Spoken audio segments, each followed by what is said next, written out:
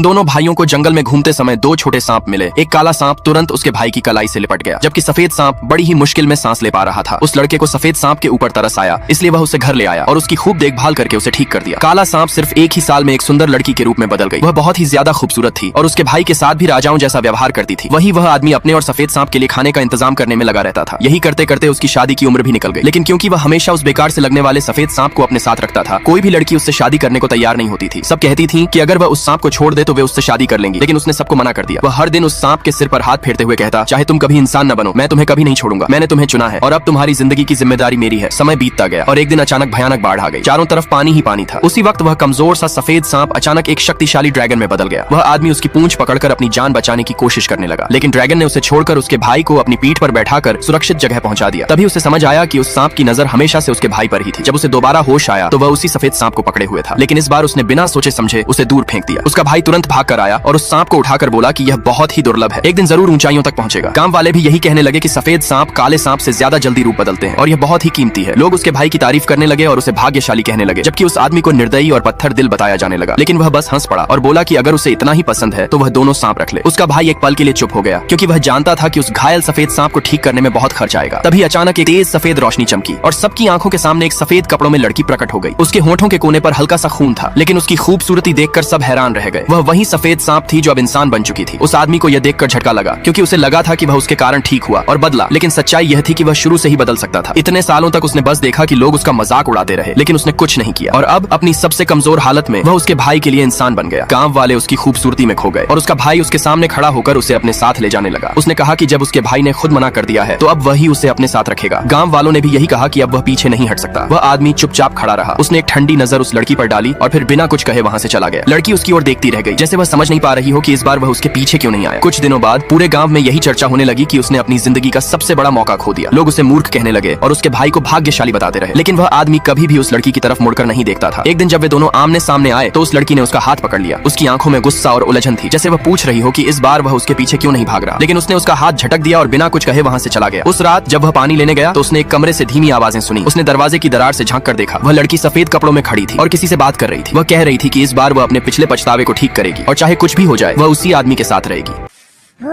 बहुत मेहनत की है मैंने यार इस वीडियो पर। चैनल को लाइक और सब्सक्राइब करो, बस मैं और कुछ नहीं सुनना चाहता।